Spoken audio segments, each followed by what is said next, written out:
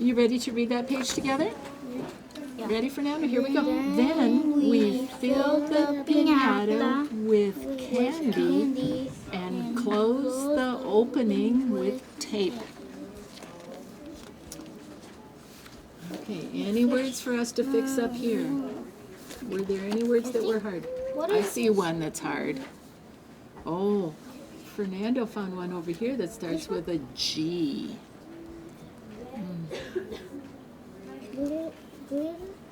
Glitter. Let's see if the sounds look like glitter.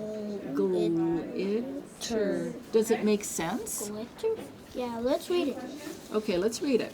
We add crepe paper, fins, and put glitter on the scales. Does that make sense? Why does that make sense? Why does glitter make sense? You can see it? Small groups, we run them a number of ways. I can kind of think of three offhand. Sometimes our small groups will be like an extension of the mini lesson, so we'll gather kids together that we think could use some more support, probably some guided support. Another way that we structure our strategy group sometimes is we'll kind of choose kids. Maybe we have some kids that we've noticed have really been able to grasp the concept we're trying to teach. And so we might pull them into a group with some kids that we know that are struggling so that we can kind of structure more of a peer group, and at that point I become more of a facilitator and I get the kids talking, so it's that reciprocal teaching among the kids.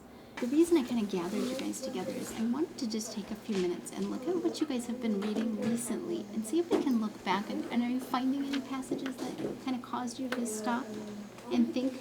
So why don't you open up your books, The Boy Who Dared, and just kind of look at what you were reading the last few days, and maybe we can have a little discussion about something you thought was laden with significance. The third way that we use strategy groups as an extension of the mini lesson is kind of an enrichment. Like we'll have our higher kids that are ready to kind of take on that next step. Maybe they're at a level, they're reading more complex texts, and we can kind of bump up or up the ante for them and challenge them in more ways than maybe some of the rest of our kids are ready for. Did you find a spot? Okay.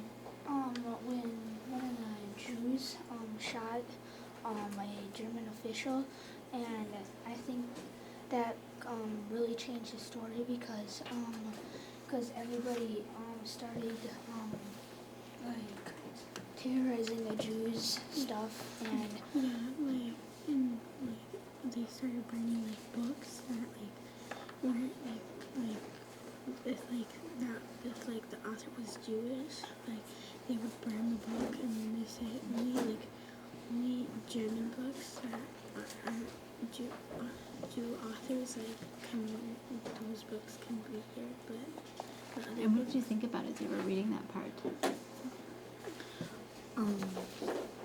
I was feeling like frightened, because if you were like in that setting and all of a sudden you hear a gunshot and someone's down and everybody like screams,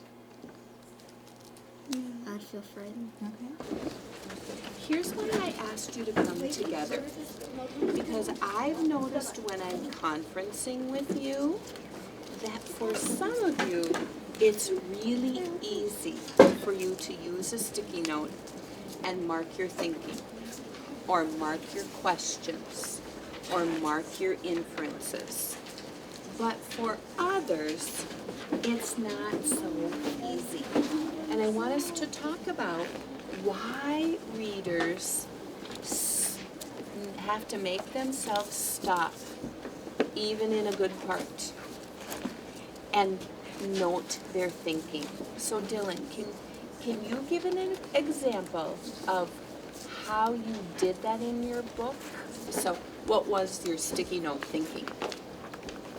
Why is there so many chapters about Indians? Maybe there's a lot of Indians in the prairie. So when did you write that question? Yesterday. Okay, so not at the beginning of the book? More as you've been progressing through it? Okay. So I heard you say an inference. Maybe. There's so many Indians on the prairie that they just put so many chapters about Indians. So that maybe you would have an understanding about that. Okay. So you stopped to note that thinking. Are there other places that you stopped to note your thinking?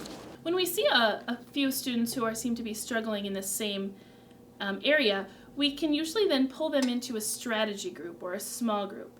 Oftentimes the strategy groups are taken from what our mini lesson was, and we're able to provide a little bit more reinforcement for those students in that area.